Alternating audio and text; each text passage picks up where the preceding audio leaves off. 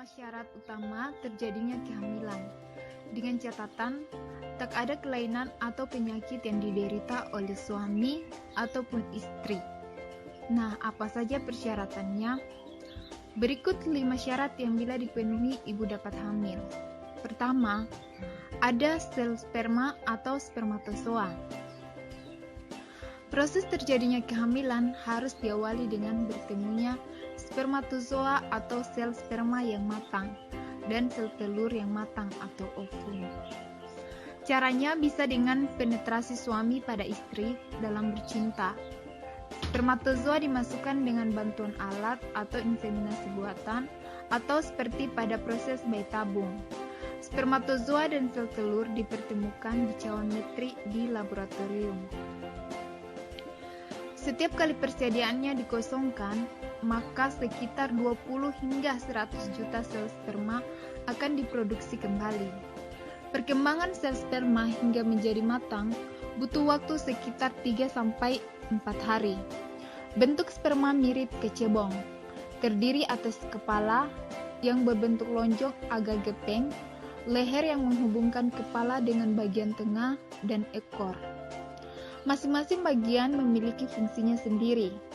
Bagian kepala berfungsi menembus dinding sel telur. Leher untuk menyimpan energi yang diperlukan oleh sperma dalam perjalanannya menuju sel telur. Sementara ekor panjangnya kira-kira 10 kali bagian kepala berfungsi mendorong sperma meluncur mendekati sel telur. Dengan getaran ekornya, sperma dapat bergerak cepat.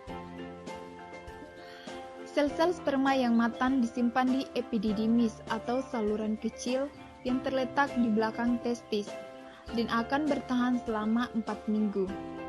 Jika tak digunakan, sel-sel sperma akan diserap kembali oleh tubuh atau si pria akan mengalami mimpi basah.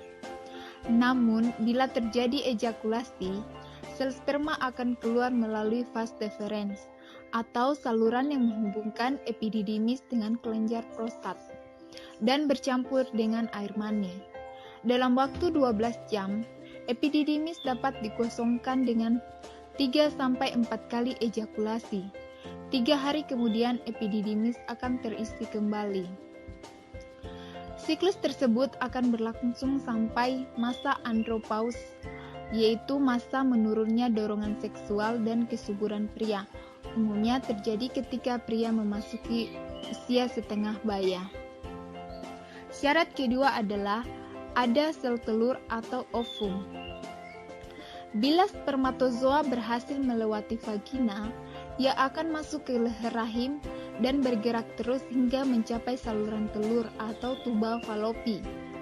Disinilah sel telur akan dibuahi oleh spermatozoa atau proses konsepsi atau pembuahan.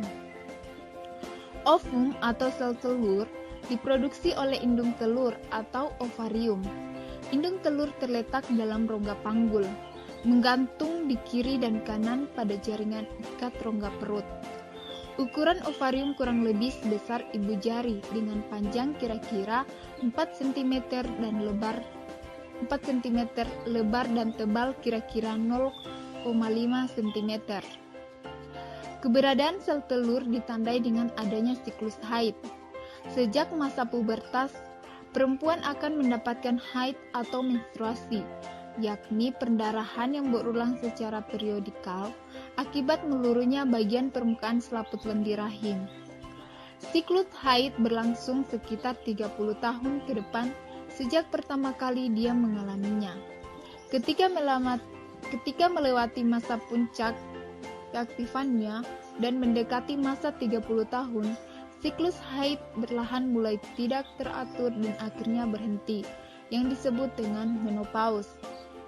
Setelah menopause, indung telur sudah tidak menghasilkan sel telur lagi.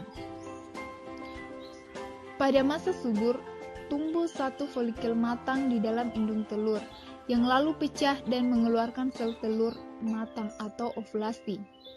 Sel telur ini akan ditangkap oleh umbai-umbai atau fimbria di ujung saluran telur, sehingga masuk ke dalam bagian saluran telur yang lebar atau ampula. Disinilah bisa terjadi pembuahan jika sel sperma bertemu dengan sel telur. Anatomi dan hormonal normal. Syarat ketiga adalah anatomi dan hormonal normal. Agar bisa menghadirkan dan menjalankan kehamilan, suami istri harus memiliki struktur anatomi yang normal dan sistem hormonal yang berfungsi baik. Untuk istri, alat genitalnya, vagina, leher rahim, rahim atau terus, tuba falopi atau saluran telur, hingga ovarium atau indung telur, harus dalam kondisi baik. Sedikit saja ada kelalaian, maka kehamilan bisa sulit terjadi. Kasus yang paling sering terjadi pada perempuan adalah adanya sumbatan di saluran telur atau tuba falopi. Gangguan tersering lainnya adalah endometriosis atau gangguan pada rahim dan tumbuhnya kista. Pada suami, secara garis besar ada 3 jenis gangguan yang menghambat terjadinya kehamilan, yakni produksi sperma, 2 kuantitas jumlah sperma, dan 3 transportasi sperma.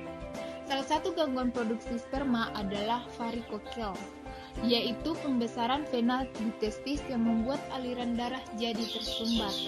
Dalam hal jumlah sperma, meski yang dibutuhkan untuk membuahi sel sperma hanya 1 sperma, tapi tetap diperlukan sperma yang banyak, minimal 20 juta. Hal ini berkaitan dengan masalah probabilitas kesempatan membuahi sel telur. Semakin banyak sel sperma yang dihancurkan, semakin banyak kesempatan untuk terjadinya kehamilan. Sedangkan salah satu masalah terhambatnya transportasi sperma berkaitan dengan disfungsi seksual suami atau semisal impotensi. Nah, bila secara anatomi dan sistem hormonal suami istri tak ada masalah, maka yang harus dipenuhi adalah berintim-intim menjelang atau di masa subur, yakni saat indung telur melakukan ovulasi atau mengeluarkan sel telur ke saluran telur. 4. Syarat keempat adalah harus ada pembuahan. Sperma yang masuk melalui vagina harus melakukan perjalanan panjang dari vagina berlanjut ke saluran mulut rahim, terus ke rongga rahim, lalu ke saluran telur, dan berakhir di ujung saluran telur yang lebar atau ampula untuk bertemu dengan sel telur.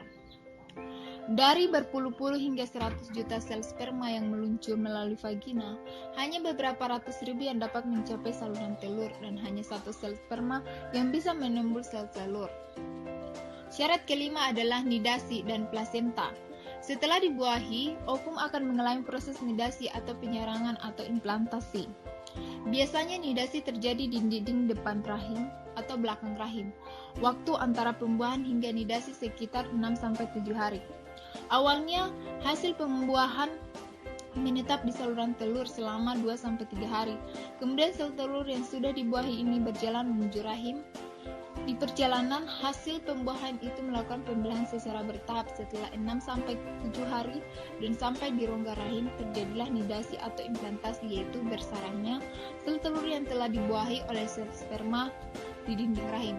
Setelah itu, berlangsung proses pembentukan embrio atau mudigah diiringi dengan pembentukan plasenta dan tali plasenta agar embrio atau mudigah yang bersarang di rahim mendapat suplai darah dan zat-zat makanan dari ibu. Setelah masa embrio mudigah selesai, bakal manusia ini tumbuh dan berkembang menjadi janin sampai ibu melahirkan.